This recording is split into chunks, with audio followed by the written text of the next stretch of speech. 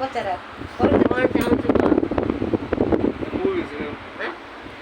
ତୋ ମନରେ କ'ଣ ଭାବୁଛୁ? ଚାକିରି ବିଷୟରେ, ଗାଡି ଘୋଡ଼ା ବିଷୟରେ ନା କୋଉ ବିଷୟରେ? ହାତ ବାଡ଼ିନି ଗାଡ଼ି ଘୋଡ଼ା ଚାହୁଁଛୁ ହଁ। କରିବା ପାଇଁ? ହଁ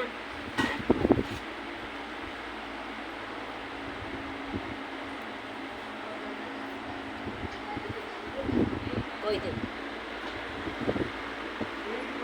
ସବୁ ଚାକିରି କଲେ ଠିକ୍, ବ୍ୟବସାୟ କଲେ ଠିକ୍, ଗାଡ଼ି ଯା ହଟିବୁ ଦେଖିବୁ। ଆଉ ଜିତି ସାରିବୁ ତାପରେ ମୁଁ ମଠକୁ ଯିବି। ଯିବୁନି ଭୋଗରାଗ କରିବାକୁ? ମଠ କୋଉଠି? ତାଙ୍କ ଘରକୁ, ତାଙ୍କ ଘର ପାଖରେ ଠାକୁର ରଖିଛନ୍ତି ଗୋଟେ ବଖରା ଫୁଲ ଠାକୁର ବର୍ଚ୍ଚନା। ତୁ ଆଗେ ତ ସବୁଥିରେ ଜିତି ଯା। ମନ ଖୁସି ହେଲେ ତାଙ୍କୁ ବୁଝିବୁ, ତ ମାନିବୁ ନା। ମନ ଖୁସି ନହେଲେ ମାନିବୁ। ଆଉ ଏଇଟା ଖାଲି 10ଟା ଟଙ୍କା ଦେବୁ, ପୁଅ ଦେବୁ ହଁ ସବୁ ଆଣିବୁ ଜାଣିଲୁ। ତାପରେ ତୁ ଯେତେବେଳେ ଚାକିରି କର ବା ଗାଡ଼ି କର ବା ତୁ ବ୍ୟବସାୟ ଚାଲେ, ତାପରେ ତ ସେ କୋଉଠି ରାଜି ହେଇଛି ସେ ବାହା ହେଇପାରିବ? ମାଲ ସେ କୋଉଠି ରାଜି ହେଇଛି ବାହା ହେଇପାରିବ? ରାଜି ହେଇଛି ସେ ସେଇଆକୁ ପଚାରୁଛି। ମାରିଏ କ'ଣ ଖେଳୁଛି ମୋ ଦାଦା?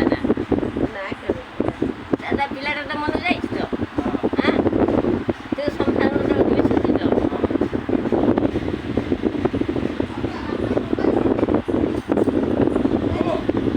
ତାଙ୍କ ଘରେ ରାଜି ହଉନାହାନ୍ତି। ତାଙ୍କ ଘରେ ରାଜି ହଉନାହାନ୍ତି। ତାଙ୍କର ଆଜି କେହି ଏଇ ନୁହଁ। ଛୁଆର ବାପା ଅଛି। ବାପା ସେ ଛୁଆକୁ ତ ଉଠି ଆଣିକି ତ ବାପା ନା ଉଠେଇବେନି, ବାହା ହେବି। ଗୋଟେ ପୁଅ ବା। ପଞ୍ଚାୟତ ହେଇଯିବ।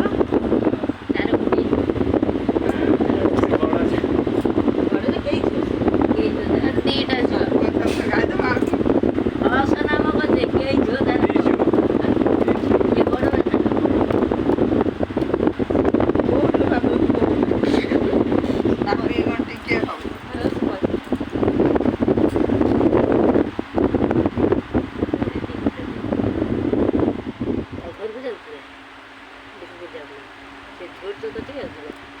ଦେଖା କରୁଛୁ ନା ତୁ?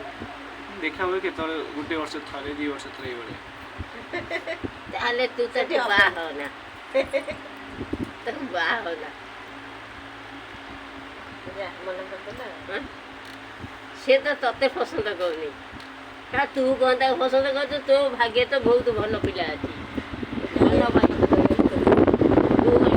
ତୁ ବାପ ବାପ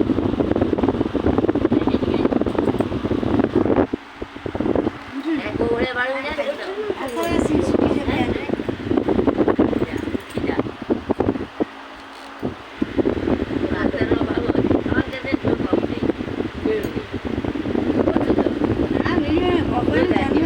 ଆରେ ଝୁଅ ଅଛି ଚାକିରି ବହୁତ ଭାଷା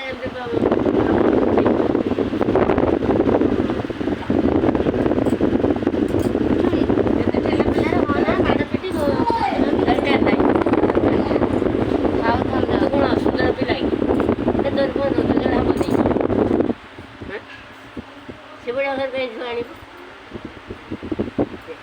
ମା ସେ ଚାକିରିଆ ବୋଉ ବାହା ହେଲା ନା? ଚାକିରିଆ ବୋଉ ଚାକିରିଆ ପିଲା ବାହା ହବ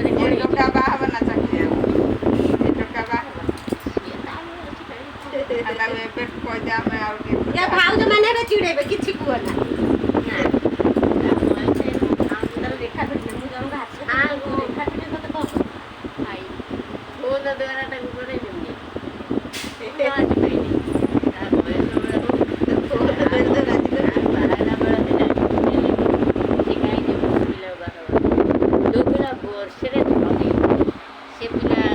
କେତେ ସ୍ୱାମୀ ଦେଖ ସେ କ'ଣ